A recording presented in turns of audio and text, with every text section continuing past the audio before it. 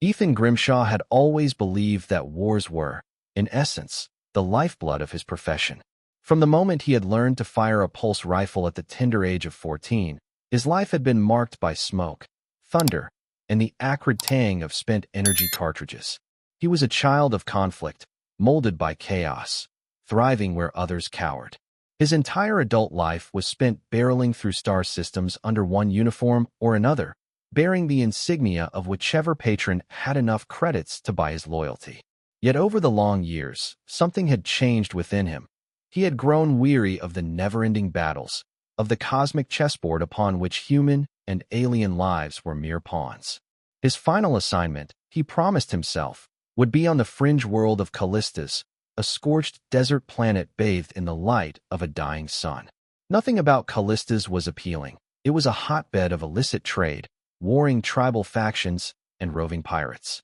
But Ethan had been promised a high-tech artifact, extremely valuable on the black market, in exchange for one last act of violence: retrieving a stolen data shard containing advanced starship schematics from a local warlord named Kalos Devlin. The moment he stepped onto the desert dust of Callistus, he knew this job would be an ugly one. The swirling orange storms, the prickly cacti that fed on metal ions, and the coarse air that pricked at his lungs were mere preludes to the precarious tension radiating from every settlement.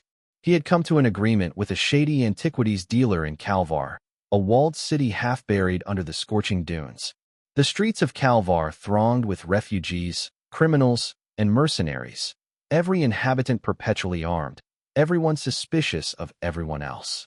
The local black market had grown so adept at forging advanced technology that intergalactic governments had once tried to blockade Callistus entirely. But the planet's frictional society was beyond salvage, so the efforts had failed, leaving the scum of countless worlds to trade, plunder, and kill among themselves in peace. Ethan's mission was straightforward, at least on paper: infiltrate Kalos Devlin's fortress keep, snatch the data shard, and vanish before the warlord's enforcers closed in. For a man who had once swum through a zero-gravity labyrinth to rescue a kidnapped diplomat, it was child's play. The infiltration went smoothly, perhaps too smoothly. He scaled the outer walls at twilight, cut through a roving guard, and slipped into the warlord's personal chambers, where the coveted data shard was stashed in a sealed safe. Moments later, he escaped over the ramparts, one more shadow among many in the swirling desert night. But life had a way of complicating matters, and Ethan found himself cornered at the extraction point by Devlin's men. Though outnumbered 6-1, Ethan's reflexes and training set him apart. He took them down in a flurry of burst fire from his pulse rifle, leaving them sprawled in the dust. The next morning, battered and bruised, Ethan dragged himself into the labyrinthine market of Calvar, data shard in hand. He was ready to claim his payment from the antiquities dealer, a man known only as Jordan. In the back corner of the market, hidden behind stacked crates of questionable weaponry and malfunctioning robots, Jordan waited with a sly grin. He was a thin man with a wiry beard and a penchant for wearing colorful scarves around his forehead. He might have been humorous in a friendlier corner of the galaxy, but here on Callistus, that slyness only caused Ethan's nerves to tingle with caution. When Ethan placed the data shard on the crate between them, Jordan clapped his hands in delight. "You never cease to amaze, Grimshaw," he said in a lightly mocking tone, glancing over the stolen technology as if it were a bauble. "Kalos Devlin will be livid. Good riddance to tyrants, eh?" Ethan gave a slight nod. He had no desire to engage in small talk. "My payment." Jordan stroked his beard. "About that," he hesitated, glancing around. The marketplace was alive with the crackling voices of merchants hawking illegal goods, the hiss of old starship engines, the hum of neon lights failing under swirling desert sand. At last, Jordan looked back at Ethan with a cunning sparkle in his eyes. "I have something special." That was not what Ethan wanted to hear. He had bargained for a certain high-tech artifact, rumored to fetch a fortune in more civilized star systems. "We agreed on the trans-warp stabilizer," Ethan reminded him. Jordan waved a dismissive hand. "And so you shall have it, or something far better." Before Ethan could protest, Jordan whistled. Someone stirred in the shadows beyond the crates. At first, Ethan thought it was another mercenary or a guard, but what emerged was a slender, hooded figure, the face shrouded in coarse fabric. The figure's posture suggested fear, or at least wariness. Ethan caught a glimpse of violet skin beneath the hood. Alien, possibly one of the myriad species that passed through Callistus. Her movements were graceful yet uncertain, as though forced into each step. Her name is Lyra, Jordan said, lowering his voice. She's part of a very rare alien race. This is the alternative payment I have to offer. Ethan's brow furrowed. He had no interest in trafficking living beings.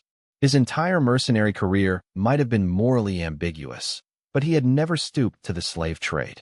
A twinge of disgust rippled through him. I'm no slaver, he snarled. I understand, Jordan said hastily. But let's just say her presence could be extremely profitable if you know what to do. She's valuable beyond measure. Her people carry secrets the galaxy craves. I'm aware you want the stabilizer, but the moment I tried to deliver it, I discovered it had been confiscated by yet another group of warlords. I'm working on retrieving it, but it will take time I don't have. We can strike a new deal. Take Lyra as collateral. Or payment. Use her knowledge. Keep her as you wish. Once I reclaim the stabilizer, I can arrange another trade if you prefer. But I'd advise you strongly to keep her close. Her bloodline is rumored to have power. Ethan cast his gaze upon the trembling figure. A swirl of conflicting emotions roiled within him. Anger, curiosity, repulsion at being offered a living being. His credit accounts were nearly drained. He had enemies lurking on a half-dozen worlds, and if Jordan had lost the artifact, there would be no further profit to be made here.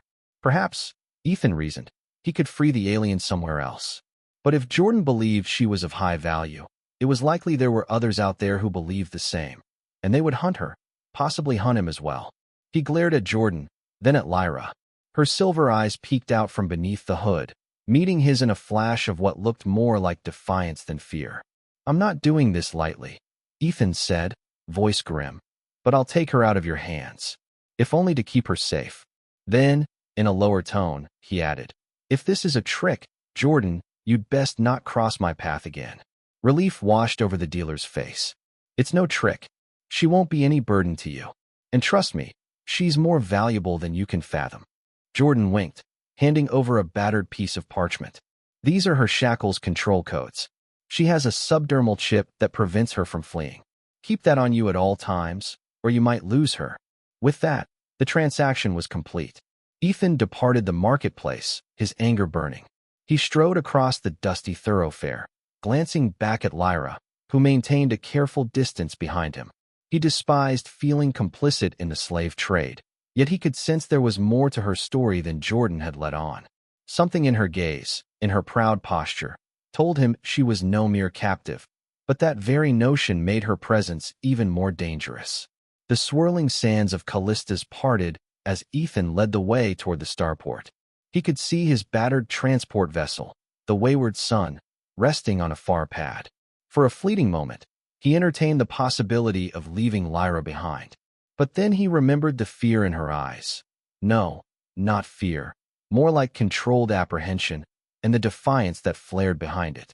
Against his better judgment, something in Ethan's heart urged him not to abandon her. He had been a killer for hire for too long, had done terrible things, but perhaps, just this once, he could perform a small kindness. He slowed to let her walk by his side. Lyra, he said softly, noticing her tense at the sound of her name. I don't believe in owning anyone. I don't intend to keep you as a slave. Her hooded face turned toward him, silver eyes shining. She remained silent, but he sensed something akin to relief and skepticism mingling in her gaze. For now, that would have to suffice. Together, they disappeared into the swirling desert winds of Callistus, bound by a transaction that felt more like fate than coincidence. They lifted off from Callistus at dusk, the dying sun painting the horizon with bands of orange and scarlet. The small cargo vessel rattled against the planet's gravitational pull, forcing Ethan to keep a firm grip on the worn controls. Sand pelted the hull as if protesting their departure, but eventually, the craft cleared the atmosphere and soared into the star-studded vacuum. Beneath them, the bleak desert world receded until it was but a faint swirl of rust-colored haze. Inside the cramped cockpit, Ethan removed his gloves and exhaled. His adrenaline from the infiltration and subsequent skirmish was ebbing, replaced by curiosity about the mysterious figure who stood behind him. Lyra remained silent, perched at the edge of the co-pilot's seat. The overhead lights illuminated her features more clearly now that the hood was lowered. Violet skin glistened softly, and her hair, pale as moonlight, flowed in gentle waves around her shoulders. Her silver eyes flicked about, studying the console's blinking displays with an expression that combined caution and muted wonder. "Welcome aboard the Wayward Sun," Ethan said, flipping switches to stabilize the engines for long-range travel. "Not the prettiest ship in the galaxy, but she's loyal." Lyra inclined her head, whether in greeting or mere acknowledgement was hard to tell. Ethan cleared his throat. He recalled the slip of parchment Jordan had given him, the control codes for her subdermal chip. Guilt pricked at his chest. He wanted nothing to do with such a device, yet he was reluctant to simply discard it. The galaxy was a dangerous place. If she truly was some rare alien with vital knowledge, letting her wander might place her in far greater peril, or so he told himself. "Look," he said, turning his seat to face her. "Whatever that scoundrel Jordan told you, I'm not here to hurt you. I'm not interested in enslaving you or exploiting your secrets. If you want to leave, I won't stop you, though I'd caution you to consider the danger out there." Her gaze lingered on his face, and he saw a flicker of surprise. Then, her lips parted, and a soft voice emerged. "I thank you," she said in carefully enunciated English, each syllable holding a slight melodic timbre. "But it's not so simple." Ethan raised a brow. "You speak my language?" Lyra gave a small nod. "My people were ambassadors to various star systems once. We studied many languages. At least, I did." Something in her tone drew Ethan's attention. He realized just how carefully she spoke, each word measured, as though revealing too much might endanger her. "You said it's not so simple," he prompted gently. "Why?" She lowered her gaze to her slender, fur-fingered hands. Where he might have expected to see bruises or scars, he found only graceful lines and subtle luminosity. "I am being hunted," she said at last. "I cannot merely wander off onto another planet. Jordan was but one of many who think I'm an object of value." A tremor of disdain crept into her voice. "My subdermal chip is not so easily removed without risking my health, and I have obligations. Destinies. It's complicated." His curiosity piqued. Ethan leaned forward. "Obligations? Are you some kind of fugitive?" She hesitated. Then, as if reaching a decision, she slowly raised her eyes to meet his. "I am Lyra, heir to the House of Galadria on my homeworld. A princess." She let out a long breath, as though the confession itself were a weight lifted from her shoulders. "I fled after a coup claimed the lives of my parents. There are people who wish to capture me, to use me as leverage or as a symbol of legitimacy. I cannot remain in one place for long. Those who track me have resources beyond measure." Ethan felt his heart pound in his chest, though his expression remained stoic. A princess, not just a random alien slave. Jordan's cryptic hints and the rumor of her race's importance made sense now. "Your Highness," he said quietly, not without a hint of irony. "So you're no slave at all?" She shook her head. "No. My pursuers forcibly embedded a subdermal chip into me once I was captured. They paraded me around as a piece of contraband, transferring me from one unscrupulous dealer to the next. I managed to escape them more than once. In Jordan's case, I allowed myself to be seen. I thought I could sabotage him if he tried to sell me. But now..." Her voice trailed off, and Ethan found himself struggling to piece together the best way to handle this extraordinary situation. He had unwittingly purchased a runaway princess, a fugitive with a dangerous retinue of pursuers. If the rumors were true, she was unbelievably valuable, enough to paint a target on his back the size of a small moon. "I don't want to keep you prisoner," he said slowly, "but if what you say is true, releasing you without a plan might be a death sentence for both of us." Lyra nodded, relief evident on her face. "You speak the truth.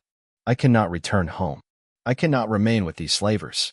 And the subdermal chip is a constant threat." Ethan felt the pang of a decision forming.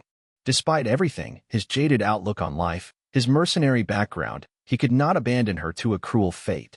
Perhaps it was the glimmer of defiance in her eyes or the memory of how she never cowered, not even when presented as payment, that sparked a sense of honor in him. He had spent too long in the gray murk of moral compromise. Something about her trust, so tentatively offered, awakened an older, nobler side of him, the part that had once fought not just for pay but for a cause. "All right," he said, moving to the console and plotting a new course. "Let's get off the main routes and head somewhere quiet, where we can figure out how to remove that chip without harming you.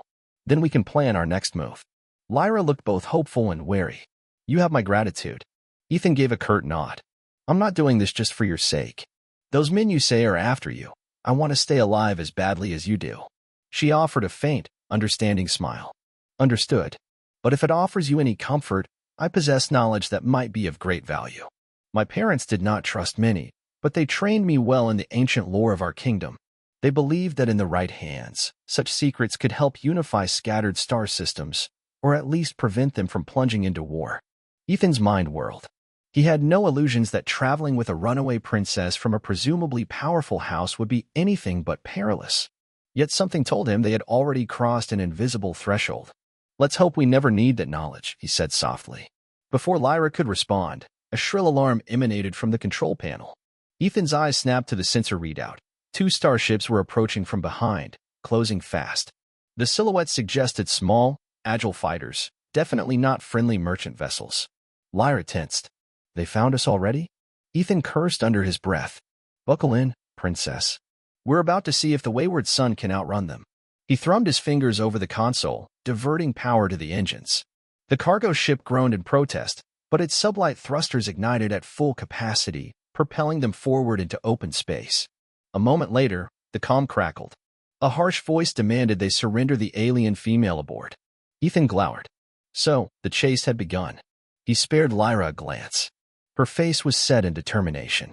There was no fear shining in her eyes, only that stubborn resolve. He gunned the engines, resolute. No matter what the galaxy threw at them, they would face it together, for better or worse. The chase began with a jolt of engines and the shriek of laser fire scorching the vacuum of space. The enemy fighters swept in like metallic vultures, each aligned to pin the wayward sun in their crosshairs. Ethan's cargo vessel was never designed for dogfights. It was built for hauling freight and, in a pinch, outrunning slow patrol cruisers. 2 specialized fighter craft were another matter entirely. Ethan's hands moved with practiced speed, rerouting power from non-essential systems to the shields. He turned to Lyra, who clung to the side of her seat as the ship bucked beneath a barrage of plasma bolts. Go to the engineering panel behind us, he shouted over the alarm's blare. There's a lever on the lower right corner. Pull it to boost the shield coil. Lyra, though unfamiliar with the ship's interior, obeyed with agility and focus. She found the lever and yanked it. A sharp hum resonated through the hull as the shields brightened on the cockpit's display. In the next moment, plasma bolts impacted the barrier, draining precious energy in luminous bursts. Ethan cursed. We'll try the asteroid belt near Ganil's moon, he announced, punching in new coordinates. With any luck, we can lose them in the debris field. The console flickered in protest, the old ship straining under the sudden demands. Still, Ethan coaxed every ounce of speed from the thrusters. The stars elongated into streaks as they shot toward the local planetoid cluster. Beyond the tinted window, a swirl of cosmic debris lay ahead, a sprawling belt of rocks and ice chunks orbiting Ganil, a barren gray moon. One of the fighters closed in from behind, unleashing a focused volley that sent the ship trembling. Sparks erupted from a side panel. Lyra staggered and nearly lost her grip on the engineering station. Alarms flared anew, bathing the cockpit in red light. Shields are dropping to 40%, she called out. Ethan gritted his teeth, veering sharply to port. The fighters adapted quickly, splitting up to flank him on both sides. His pulse pounded. Another wave of laser fire hammered the failing shields, causing them to spark and sputter. Smoke curled from overheated circuits. We're not going to make it if we keep taking these hits, Ethan muttered, scanning his readouts for an advantage. Hang on, I'm taking us into the asteroids. With a deft spin of the control yoke, he plunged the vessel into the swirling belt of debris. A colossal chunk of rock loomed ahead, and Ethan angled beneath it, letting the mass shield them from immediate pursuit. The enemy craft circled wide, reluctant to dive blindly after them into the treacherous field. Sensing an opening, Ethan navigated a labyrinth of rotating asteroids, each large enough to pulverize the wayward sun if they miscalculated. Lyra's breathing was audible in the tense silence between collisions with stray debris. She pressed a hand against the cockpit's frame to steady herself as Ethan jerked the ship around another swirling fragment. In the distance, a fighter soared by, scanning for their signature amidst the cosmic chaos. They're scanning, Lyra whispered. We won't be hidden for long. Ethan nodded grimly. We'll slip behind the cluster. He gestured to a group of asteroids rotating in a tight formation. They'll come in behind us. Then I'll reverse thrusters, slip around the other side, and see if we can make a break for the jump point. She arched a brow. Sounds risky. That's because it is, he replied, eyes never leaving the swirling rocks outside. But it's our only shot. Seconds stretched into agonizing moments as the old cargo ship weaved through the field. Finally, the two enemy fighters zoomed closer, closing off potential escape routes. Ethan's instruments picked up the burst of their scanning arrays bouncing off the asteroids, each pass narrowing his hiding spot. With a determined grunt, he cut the ship's main thrusters entirely, letting them drift in silence behind a large chunk of ice. The cockpit lights dimmed to minimal power. In stealth mode, the vessel's core engine signature was reduced, though not completely hidden. Lyra glanced anxiously through the viewport. I see them. They're searching.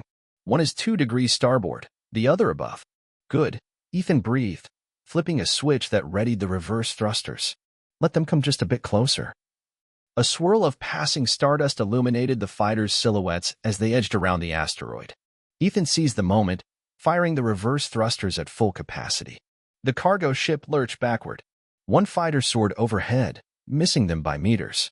With a nimble twist, Ethan circled the asteroid, pulling the ship free of the cluster. For a dazzling second, the path to the local jump lane was clear. Ethan slammed the main engines forward, ignoring the ship's groans of protest. Lyra braced herself, eyes wide, as they shot out of the belt. The star-studded expanse opened before them, the jump point shimmering not far ahead, a navigational beacon to guide ships into faster-than-light travel corridors. Yet victory was fleeting. The two fighters emerged behind them, engines blazing. Plasma fire lanced across the void, ripping through what remained of the cargo ship's shields. The control panel spat sparks. Ethan winced as a jolt rocked the hull. A red warning flashed, hull integrity compromised. Brace yourself, Ethan shouted, initiating jump in 5, 4, 3. Before he could finish, another round of laser blast pummeled them. The ship lurched uncontrollably, forcing Ethan to adjust their angle for the FTL corridor. For an instant, he wasn't sure they would survive the acceleration. But in a burst of light, the wayward sun vanished from normal space.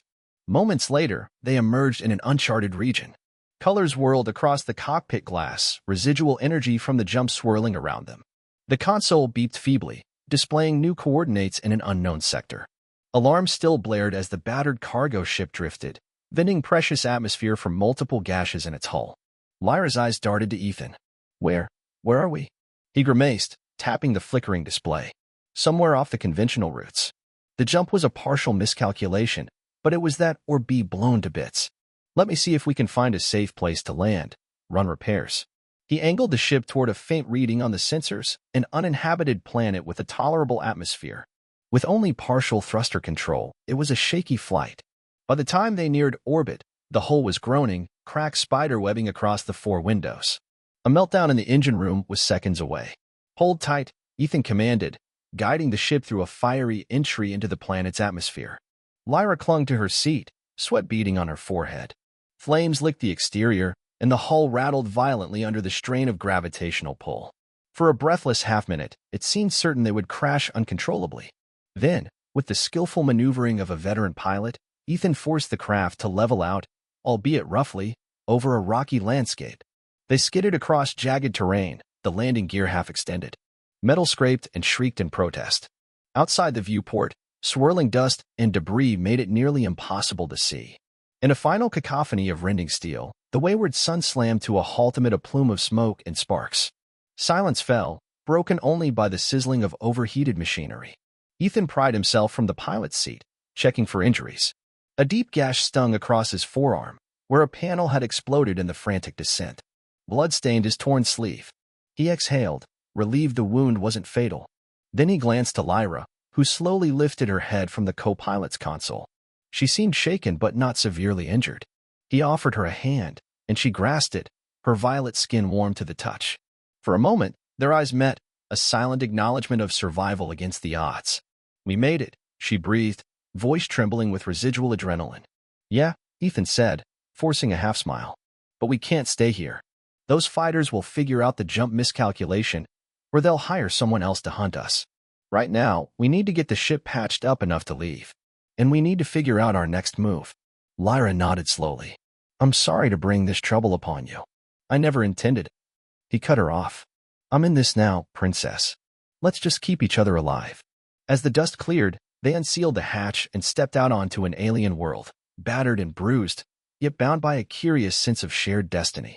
Around them stretched an expanse of rust-colored hills under a pale green sky. The air was breathable, if thin, carrying a strange metallic tang. In the distance, jagged rock formations glimmered in the fading light of a distant sun. Ethan surveyed the battered hull of his ship, scanning for salvageable parts. He swallowed a groan. That's a lot of damage. We'll have to scavenge for resources. Lyra drew closer, peering up at him. I have some knowledge of natural remedies, herbal poultices, ways to seal hull metals. My people traveled extensively. Perhaps it could be of some use. He studied her uncertainly. We'll need every edge we can get. His voice was low, but a spark of admiration crossed his features. I've never known a princess who could scavenge a crash site, but it seems there's a first time for everything. She managed a small laugh, the tension loosening slightly. Then she gazed at the horizon. This planet feels quiet, but that doesn't mean we're safe. Let's get to work. And so they began, forging an alliance out of necessity. Neither realized it yet, but deeper bonds were forming, a mutual respect that would soon blossom into something far more powerful than either had expected. They set up a makeshift camp near the wreckage, using pieces of the cargo hold to assemble a rudimentary shelter. The wind on this unknown planet was mercurial, shifting from calm to gusty in unpredictable bursts. Under the luminescent green sky, Ethan patched the ship's hull as best he could, welding metal plates together with a portable fusion torch. Lyra ventured out, collecting strange plants with bluish leaves that she crushed into a paste. She explained these plants contained certain chemical compounds that could catalyze bonding in metal alloys, a trick learned from her people's advanced botanical sciences. Ethan was initially skeptical, but watched in astonishment as she spread the paste along the cracked edges of a damaged panel. Moments later, the paste hardened into a rock-solid adhesive. He couldn't help but grin. That's impressive, he said, testing the seal's durability. Lyra nodded. Our ancient texts detail the synergy between metal and living matter. We have a long-standing tradition of fusing technology with organic principles. He straightened, wiping sweat from his brow. The planet's temperature was neither hot nor cold, but the air felt heavy, as if steeped in mineral dust. Seems your people are full of surprises.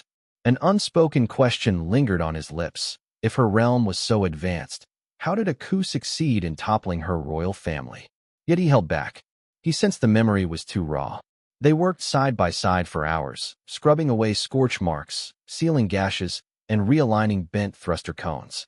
Though it would likely never be space-worthy again at 100% capacity, Ethan hoped to at least get the ship airborne long enough for a short-range jump to a more populated system. Necessities ran short: rations, water, medical supplies. As the day wore on, he felt the sting of dehydration settling into his bones. When at last they paused, Lyra brought him a canteen of purified water, salvaged from the emergency stores, infused with some mild herbs from her collection. He drank gratefully, feeling warmth spread through his body, and realized anew just how resourceful she was. Thank you, he said softly, handing back the container. She studied his injured arm, the gash from earlier.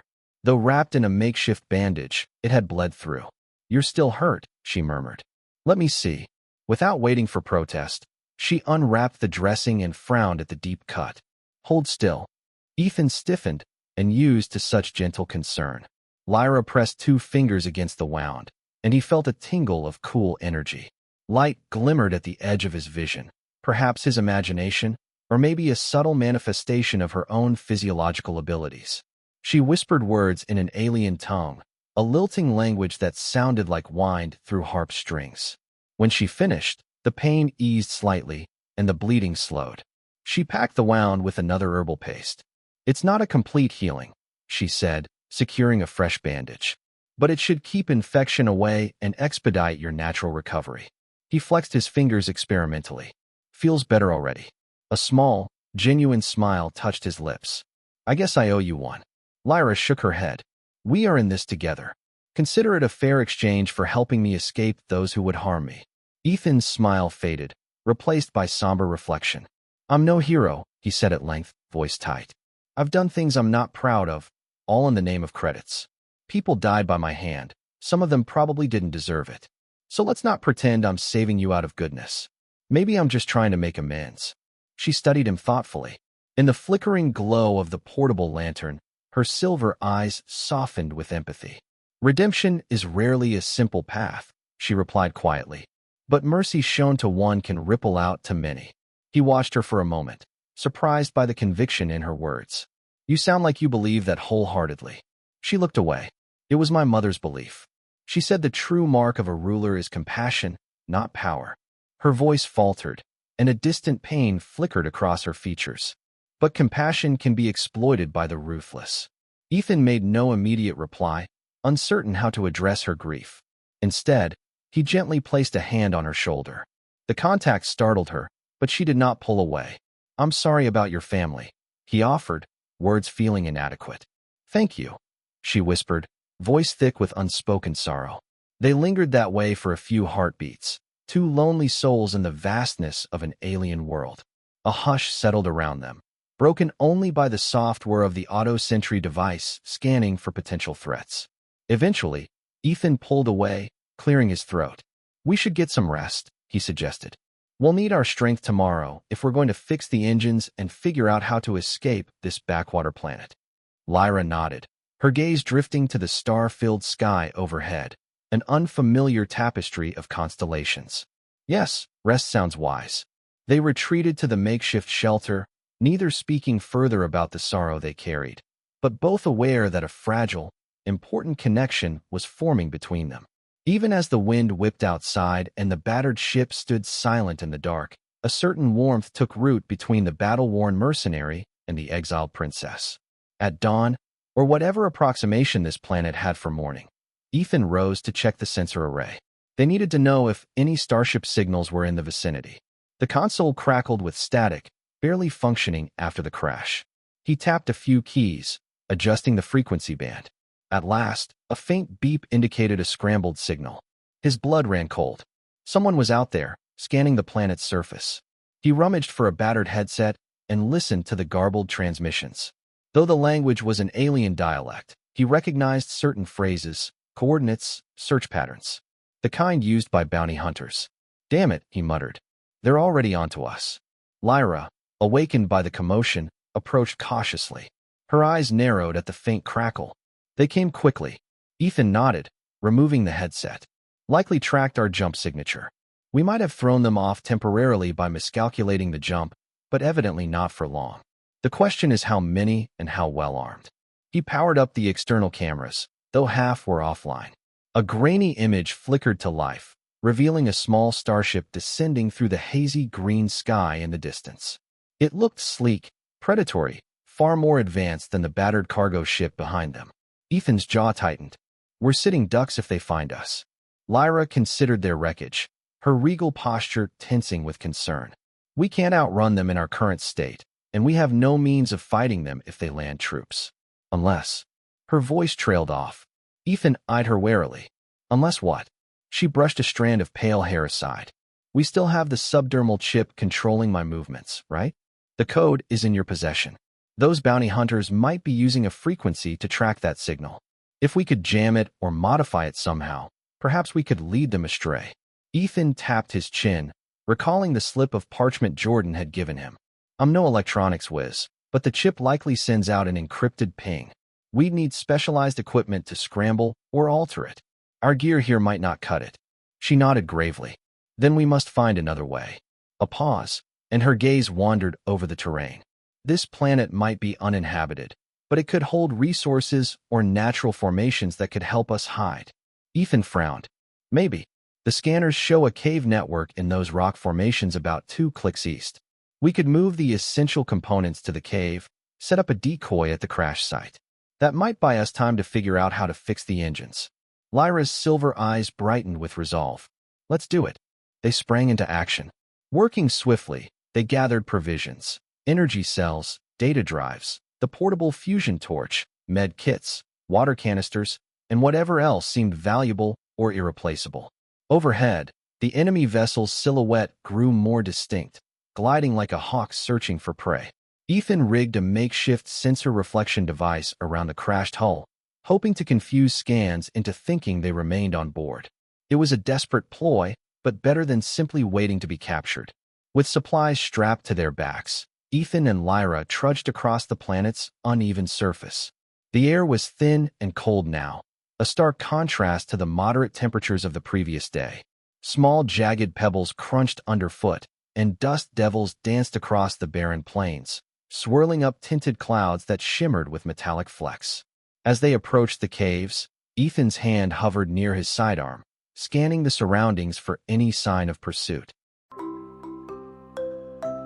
Inside the cavern entrance, the light dimmed to a pale glow. Stalactites dripped greenish condensation, and the walls reflected their flashlight beams in eerie patterns. The cave stretched deeper into the earth, branching in multiple directions. Ethan chose a secluded tunnel that wound down before opening into a high-ceilinged chamber. "This should do," he murmured, setting down his load. "At least it's out of sight." They arranged a small camp within the chamber, using portable lanterns and a thermal blanket for warmth. Lyra quickly set about scanning the environment for edible or medicinal resources. She found a cluster of lichen-like growths clinging to the damp walls. After a quick test, she concluded they might be safe to eat, though hardly appetizing. Hours passed. Tension coiled in their minds like a drawn bowstring, each imagining the moment that bounty hunters or some other band of mercenaries would storm into the cave. Yet, for now, only silence reigned, broken by the soft drip of mineral-laden water. As they hunched over a flickering lantern, Ethan finally addressed the elephant in the room. "Why is there such a high price on your head?" he asked, voice subdued in the emptiness of the cave. "Sure, you're royalty.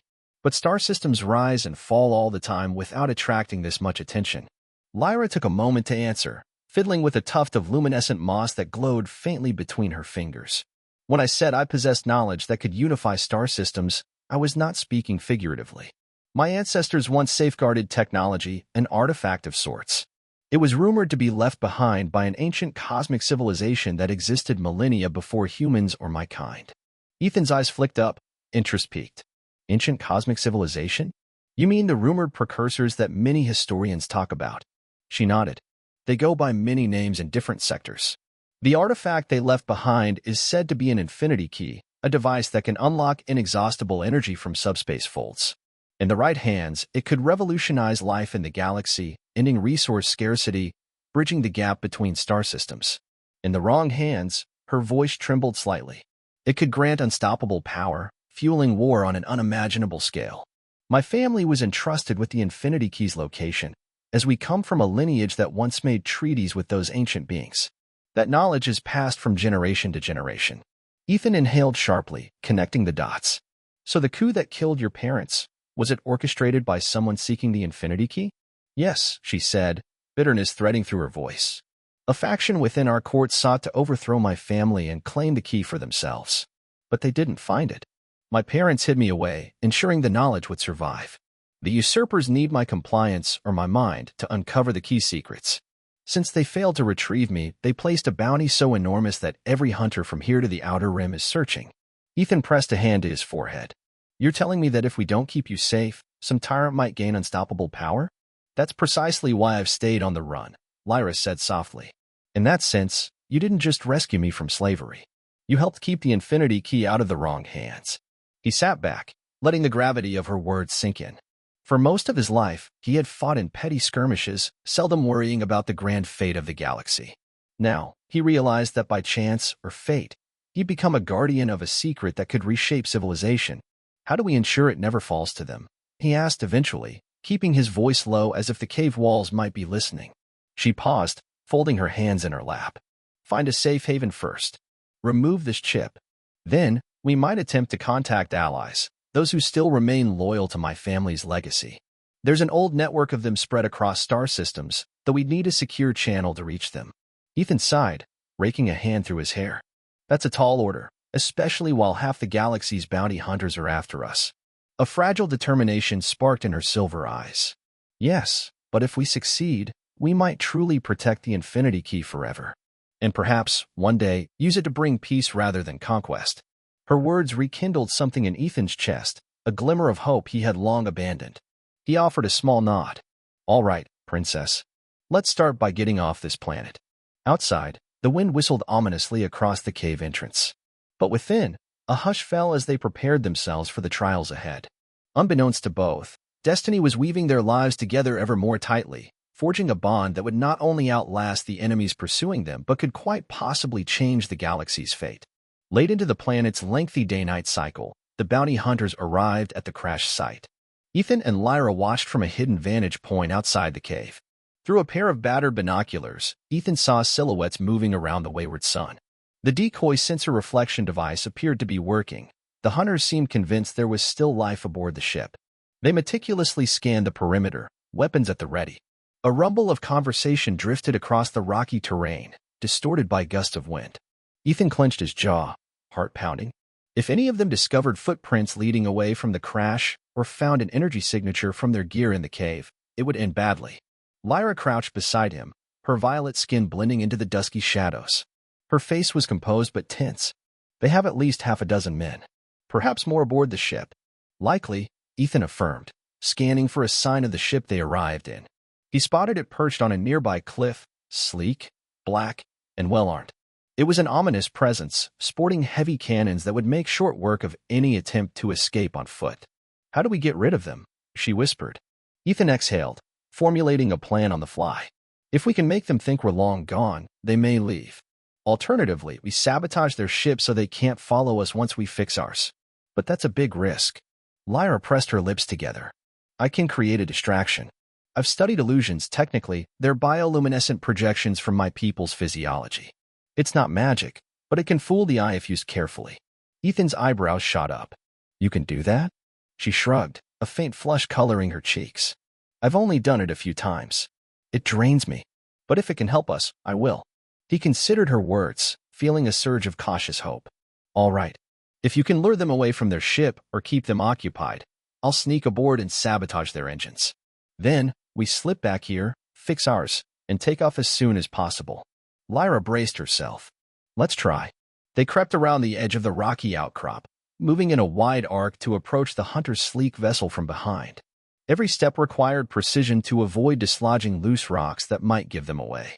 A couple hundred yards from the enemy ship, Ethan took cover behind a boulder, the black metal hull looming ahead like a crouching beast. He adjusted his rifle scope, scanning for guards. Two men loitered near the boarding ramp, each armed with a plasma carbine. Lyra positioned herself behind an outcropping on the opposite side, inhaling deeply as she prepared her projection. In the faint light of the alien sun, Ethan could see her arms trembling slightly. Then, from the corner of his eye, he watched as a ghostly figure emerged in the distance, a shimmering silhouette that resembled Lyra's form, dashing across the open plain. To the unsuspecting guards, it would appear as if the very target of their bounty was in sight. Shouts rose in the air. "There she is!" They scrambled down the ramp, guns raised, chasing the illusory princess. The shimmering image darted behind a rocky ridge, flickering in and out of view. Ethan marveled at the realism. Even the swirling dust seemed to part for the phantom. As soon as the guards were out of sight, Ethan rushed forward. Despite the plan's success so far, every muscle in his body tensed with the knowledge that a single misstep meant capture or death. He reached the underside of the enemy vessel, keeping low as he sidled toward what looked like an engine vent. A quick glance confirmed no other guards were inside. Most had either joined the chase or remained at the wreckage of the wayward sun. Maneuvering with practiced efficiency, Ethan pried open a maintenance panel. Inside lay a tangle of wires and energy capacitors. He fished out a small shaped charge from his vest, attaching it to a critical juncture. The explosive would disable the engine's power flow, grounding the ship. He set a remote trigger. Once activated, the sabotage would be immediate, giving them a head start when they eventually tried to flee. At that moment, footsteps pounded on the ramp above him. Voices echoed. She disappeared. Could be a trick. Check the perimeter. A floodlight swung across the terrain, its piercing glare creeping closer. Ethan's heart thudded. He pressed himself flat against the hull, inching away from the open panel. A guard stepped onto the ramp, scanning the area with a handheld device. Another followed, cursing under his breath. "I swear I saw her. Where'd she go?" From behind the next boulder, Ethan caught a glimpse of the illusions flickering again, Lyra's phantom form beckoning the men, leading them astray. The guard on the ramp cursed and took off, presumably to assist in the search, leaving only one still milling about near the starship. Ethan weighed his options. If discovered, a firefight could break out, and it might jeopardize Lyra's illusions. But if he stayed put, the guard might find the sabotage charge. A tense minute stretched on. Eventually, the guard grunted in frustration and descended the ramp, heading around the side of the ship. Seizing the opportunity, Ethan slipped away from the hull, hugging the shadows as he retreated. Once he was far enough, he activated his comm earpiece, whispering into it. "Lyra, can you hear me?" Her voice crackled with strain. "Yes, illusions are fading. Draining. Pull back," he commanded gently. "We're good here." The illusions dissolved. The guards shouted in confusion, some firing blindly at the air where the phantom had been. Meanwhile, Ethan circled back to their vantage point near the caves, keeping a watchful eye for Lyra. She arrived minutes later, staggering with fatigue. He rushed to support her as her knees buckled. "I'm fine," she insisted breathlessly, though her complexion had paled. "I just need to rest." He helped her settle behind a rock, out of the hunter's line of sight. "Stay low. We'll let them tire themselves searching for you." From the vantage point, they observed the frantic scramble of the bounty hunters. Some returned to the crashed cargo ship, presumably thinking Lyra had retreated there. Others combed the rocky surroundings, weaving in and out of sight under the gloom. If they discovered the saboteurs' work on their own vessel, the entire plan would unravel. Yet, after nearly an hour, the hunters began regrouping, clearly frustrated. Shouts carried on the wind. Ghost signals, no sign of the target, must have died in the crash. Then, to Ethan's relief, a command rang out. "Fall back and run a deeper scan." They watched as the men trudged toward their ship. Once aboard, the engines revved and promptly failed in a spray of sparks. The shape charge had done its work, disabling key systems. Panicked voices rose, a flurry of curses. One guard sprinted off, presumably to fetch tools or backup from the remains of the wayward son. Ethan exhaled in satisfaction. "We've stalled them, at least for now." Lyra leaned heavily against the rock, her breathing steadier than before, but still labored. "We have some time then. Let's see if we can fix your ship's thrusters enough to launch." He nodded. "As soon as we're sure they can't get airborne before us, we'll do exactly that."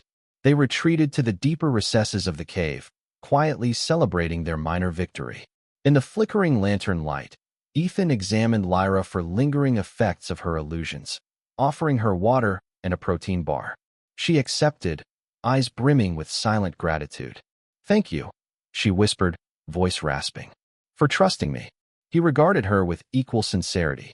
"You risked yourself. We're even." Another moment passed, a hush broken by the drip of water on stone. Ethan gently clasped her hand. "You did good, Princess." A faint smile curved her lips at the informal address. "Keep calling me that, and you'll give me a swelled head." He managed a soft chuckle. "Fair enough, Lyra." Though they both knew the danger was far from over, a newfound sense of camaraderie warmed them in that cold cave. The illusions, the sabotage, these were more than just acts of survival. They were steps toward trusting each other on a deeper level. Outside, the wind howled across the barren terrain, but within the cave, a spark of hope glimmered. Under the cover of a particularly stormy twilight, Ethan and Lyra returned to the crash site. The bounty hunters were preoccupied with repairing their own disabled ship, giving the two fugitives a slim window to work on the wayward son. The patchwork repairs they had made earlier remained intact. Ethan hoped it would be enough to keep the battered vessel aloft, at least until they could reach another jump point. Between the storm's howling winds, he and Lyra scurried across the hull, reconnecting cables and rechecking seals. Lyra quietly recited some of her mother's teachings, ensuring the organic metal bond in the cracks remained stable. The hours ticked by with heart-pounding tension. Any moment could bring the hunters upon them. Finally, they were as ready as they would ever be. Ethan ducked into the cockpit, toggling power to the main thrusters. Red lights blinked furiously, warning that the hull was below recommended safety parameters. "We'll just have to chance it," he muttered grimly. Lyra strapped herself into the co-pilot's seat, adjusting the controls that regulated gravitational leveling. Her illusions had drained her energy, but she pushed through. With a roar and a shudder, the engines came to life, sputtering like an old beast awakened from slumber. Outside, a swirl of dust and sand blasted upward, partially obscuring the view. Ethan pulled back on the controls, coaxing the battered ship into a hover. Sparks flickered from a side console. The hull groaned in protest. Still, They rose above the jagged terrain, clearing the nearest rock spires. The cargo ship wobbled alarmingly, but Ethan wrestled with the control yoke until it steadied. A grin of relieved triumph spread across his face. "We're airborne, Princess." Lyra gave a shaky nod. Now we must outrun their sensors long enough to jump. No sooner had the words left her lips than the console lit with an incoming hail. The bounty hunters must have spotted them. Ethan toggled the comm, and a harsh voice snarled across the channel. "You can't escape. Surrender the girl, or we'll shoot you down." Ethan growled, flipping the comm off. Not happening. He gunned the thrusters, pushing the battered vessel to climb faster. Through the forward viewport, he glimpsed the black starship on the horizon, trailing smoke from its damaged engine array but still operational enough to pursue. A volley of plasma bolts seared past them, one glancing off the half-repaired hull. The impact rattled the ship. Alarms blared again. "Brace yourself," Ethan called, rediverting power from life support to the shields. "We'll make a run for the jump coordinates." The battered cargo ship jerked forward, each new acceleration bringing fresh groans from its injured frame. Another blast rocked them, sizzling against the improvised plating Lyra had helped seal.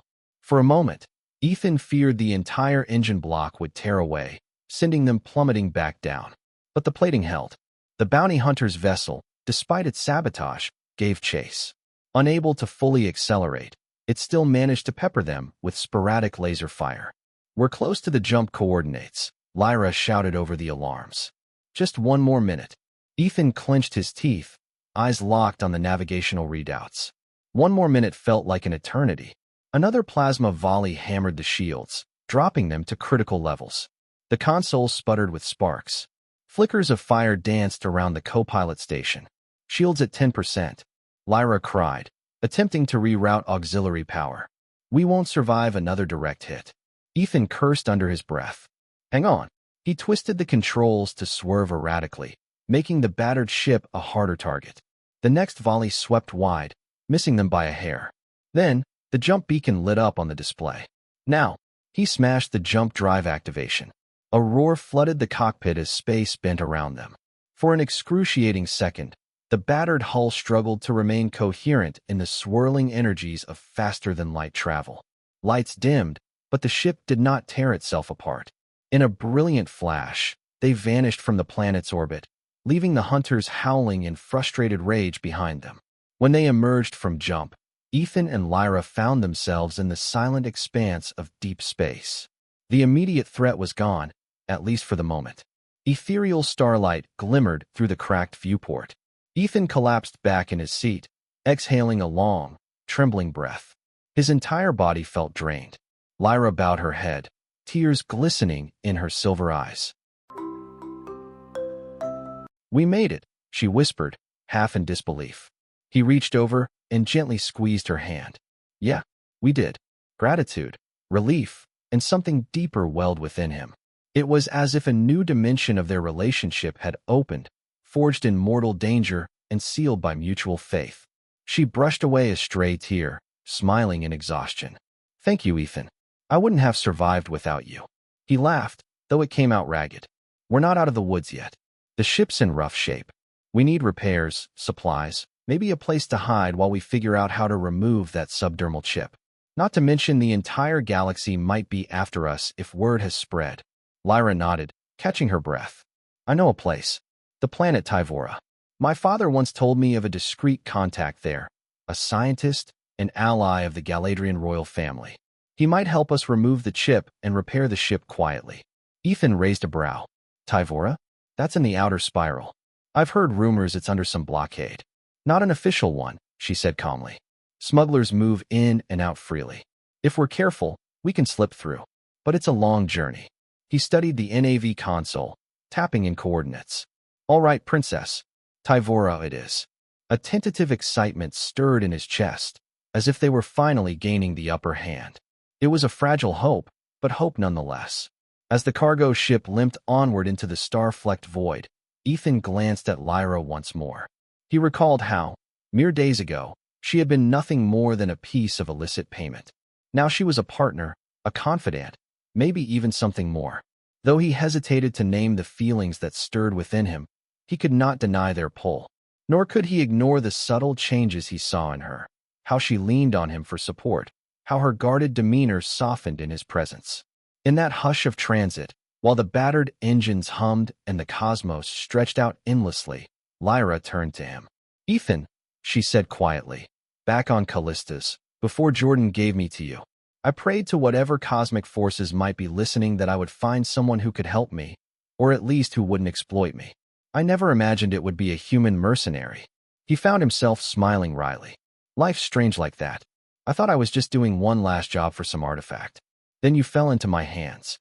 Her gaze flickered with intensity. "I'm glad you kept me safe.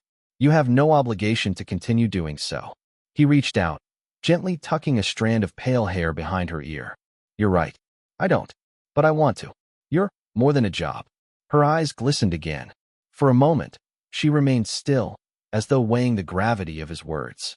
Then, with a trembling breath, she leaned forward. Their foreheads touched, a quiet, tender gesture.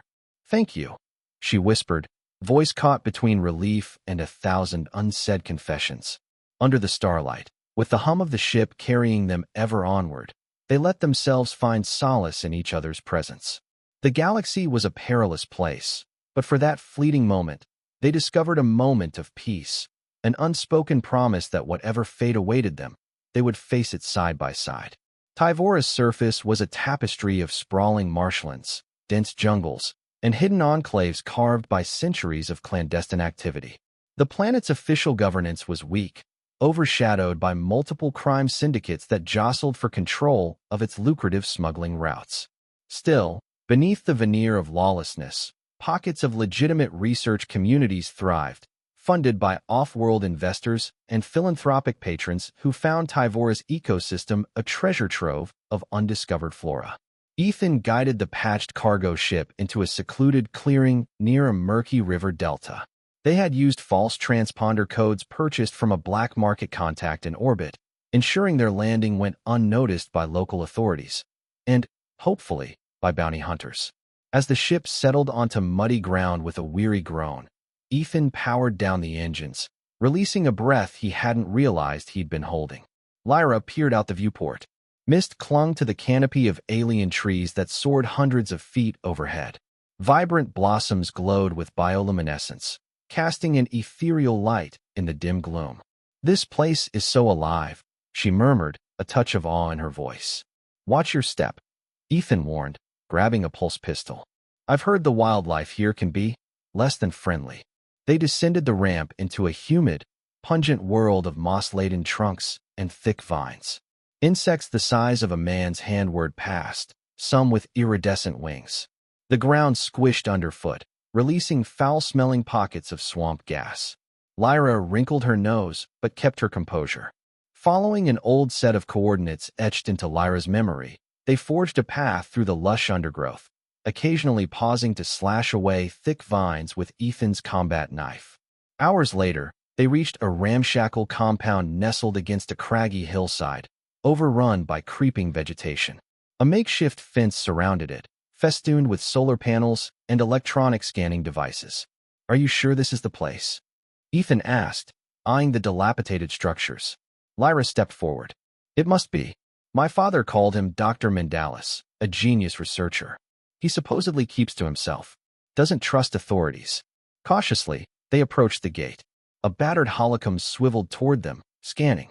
Then a voice crackled through an ancient speaker. "State your business, or leave." Lyra raised her hands in a gesture of peace. "I seek Dr. Mendalis. My name is Lyra of Galadria. I was told he could help me." For a long moment, silence reigned. The swamp's creatures filled it with restless chirps and rustles. Then, with a mechanical whir, the gate slid open. Ethan and Lyra exchanged a glance before stepping inside.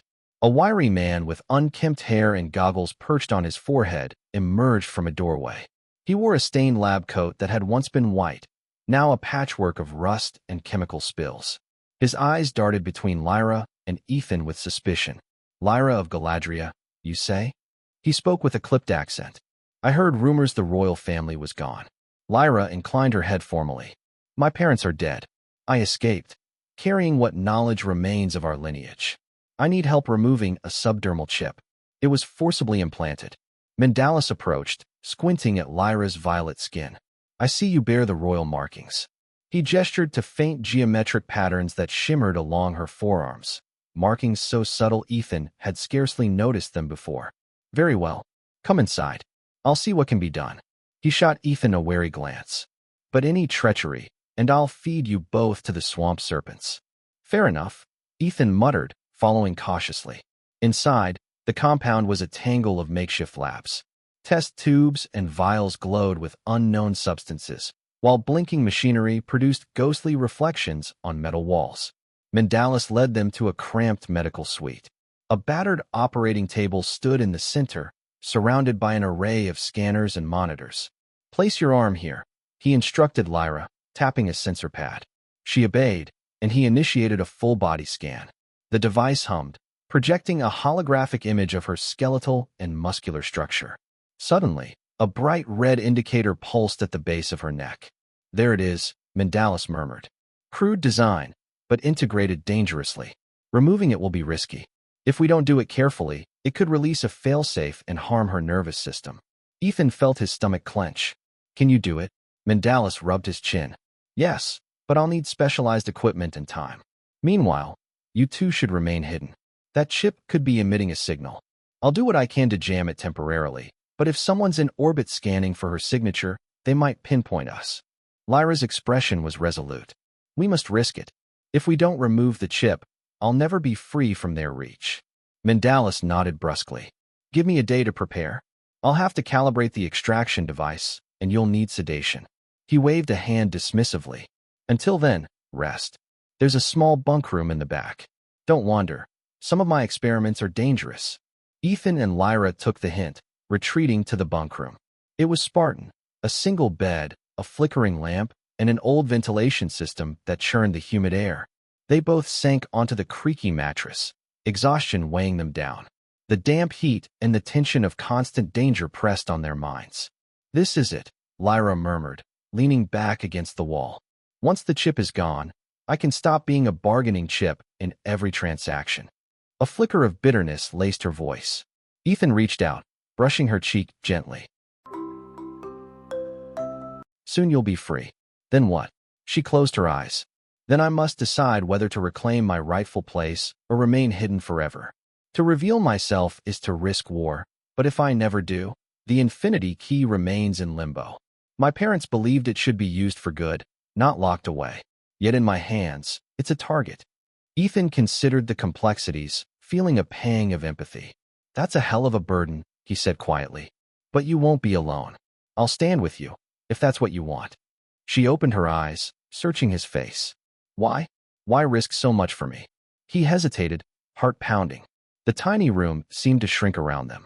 Because you matter to me, he admitted, voice raw. When I first took you as payment, I was just a jaded mercenary. But now, I can't imagine leaving you to face this alone. Tears glimmered in her eyes. And for once, she did not hide them. I've lost everything, my family, my home. But in you, I found something new. Something precious. Ethan's throat tightened. He gently pulled her into his arms, pressing his forehead against hers. We'll figure this out. Together. In that moment, a silent promise passed between them, one that transcended the boundaries of species or birthright. The battered mercenary and the exiled princess found solace in one another, forging a bond stronger than either had dared to hope for. Outside the bunkroom door, the labs buzzed with Mendalis's preparations, each beep, and were ticking down the hours until the surgery. But for that evening, in the flickering lamplight, Ethan and Lyra rested in the safety of each other's presence, hearts entwined amid the peril of an unforgiving galaxy. Months passed in a blur of evasion and secrecy. Ethan and Lyra, accompanied by Dr. Mendalis, hopped between distant star systems, always staying a step ahead of bounty hunters and imperial forces seeking the hidden princess. Each new hideout offered fleeting respite, yet the net continued to tighten as word spread.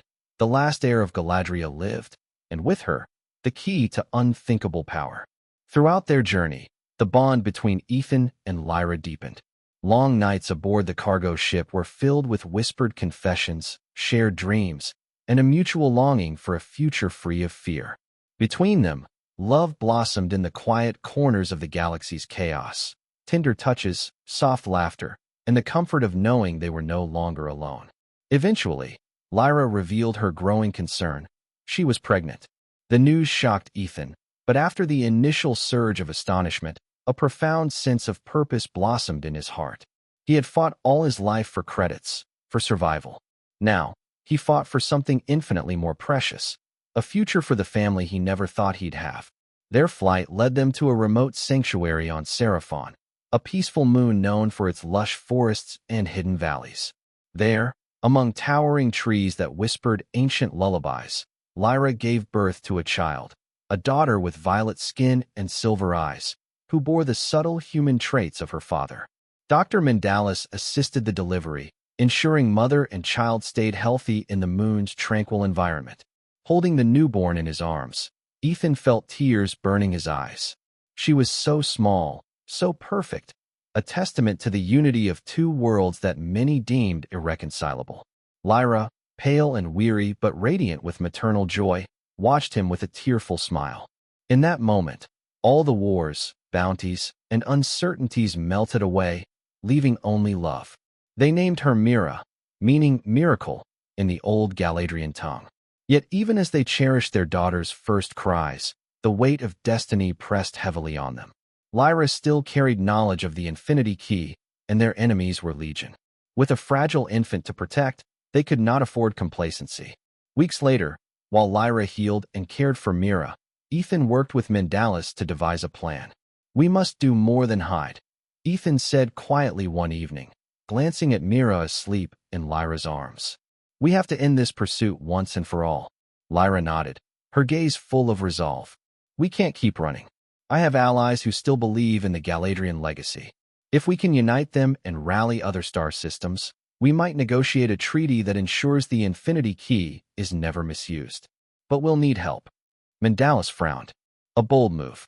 If news spreads that you're forming a coalition, your enemies might strike preemptively." Ethan's jaw set. "They'll come for us anyway. At least this way, we're not alone." And so they began the delicate process of reaching out to Lyra's scattered supporters across the galaxy. Disenfranchised noble houses, idealistic scientists, even a few militaries that once served her family. Through encrypted channels and clandestine meetings, momentum grew. Rumors of the princess's return and her vow to safeguard the Infinity Key spread among the disenfranchised, igniting hope in those weary of endless warfare. Mira grew quickly, radiating an unusual aura of calm. Even as an infant, she seemed to sense her parents' determination, her wide silver eyes ever watchful. At times, Lyra swore Myra's presence soothed her own anxieties, as though the child carried an innate tranquility that shielded them from fear. Ethan, once the hardened mercenary, found himself smiling at her coups, her tiny hand grasping his finger, stirring protective instincts he never imagined possible. The day came when Lyra and Ethan could no longer remain hidden on Seraphon. Summoned by the newly formed Galadrian Council of Allies, they traveled under heavy guard to a neutral star station, prepared to negotiate an accord. The station, known as Aurora's Gate, orbited a luminous blue star, a symbol of hope in a galaxy grown dark with conflict. Diplomatic envoys and freedom fighters alike assembled at Aurora's Gate. The corridors buzzed with anticipation. The lost princess of Galadria had returned, bearing her half-human child, accompanied by the ex-mercenary father. Skepticism mixed with awe, but Lyra's regal bearing and Ethan's quiet resolve inspired cautious trust. Mandalis stood by as chief advisor, his scientific insights proving invaluable. Before a gathered council, Lyra made her plea. "My family guarded a secret of immeasurable power," she declared, voice trembling with emotion. "I will not yield it to tyranny. Yet I also cannot hoard it while countless worlds suffer. I propose a new alliance, one that ensures the Infinity Key is kept safe by a cooperative of worlds, not by a single ruler." Debate raged for hours. Some insisted the Infinity Key belonged solely to Galadria, others that it should be destroyed. Ethan stood protectively at Lyra's side, Mira cradled in his arms. At one point, while voices rose in anger, the infant let out a soft cry, capturing everyone's attention. A hush fell over the chamber. In that silence, Many delegates seemed to realize they were discussing not just the fate of an artifact, but the future of a generation yet to come. After tense deliberations, an accord was reached. The Infinity Key would be preserved under the watchful guardianship of a newly formed interstellar council, with representation from multiple species and star systems. Lyra, as the rightful heir, would share her knowledge of how to access its energies, but only under stringent safeguards that prevented unilateral control. Yet even as the council ratified this fragile unity, a new threat loomed. Rumors spread that the same usurpers who orchestrated the Galadrian coup, now consolidated into a powerful empire, planned to launch a preemptive strike on Aurora's Gate. The station's defenses were meager, its position vulnerable. Determined to shield his newfound family, Ethan took command of a hastily assembled security detail, training volunteer pilots and forging alliances with local militias. In a final showdown among the stars near Aurora's Gate, the Allied forces, bolstered by the moral authority of Lyra's message, managed to repel the usurpers. Ethereal beams of energy lanced across the cosmic void, and starfighter squadrons weaved intricate patterns of defiance. When the smoke cleared, the battered alliance stood victorious. In the aftermath, the galaxy took a collective breath, uncertain yet hopeful. The Infinity Key remained secreted away, known only to a council sworn to peace. Lyra and Ethan found themselves hailed as the unlikeliest of heroes, the princess who refused her throne to unify the galaxy, and the mercenary who discovered, in love, a cause worth more than credits. Cradling Mira in his arms, Ethan gazed out a window at the swirling cosmos beyond Aurora's Gate. Lyra rested her head on his shoulder. Though they had endured countless trials, they were finally free. No longer bound by the subdermal chip or the shadows of the past, they faced the future together, a future forged by love across species, by trust amid betrayal, and by hope amid despair. And in the quiet hush of the star station's corridor, they knew that their child, this union of two worlds, would grow to become a living testament to the possibility of harmony among the stars. Perhaps Mira would one day lead the next generation to avoid the mistakes of the old. Or perhaps she would simply live freely, cherished by parents who had risked everything for her sake. For now, that was enough. Their story had begun in violence and necessity, but it ended with a family, a newborn hope, and an alliance that promised the galaxy a chance at lasting peace. Though countless challenges lay ahead, Ethan and Lyra walked that path hand in hand, bound by a love that defied all boundaries, a love that would outshine any star in the endless night.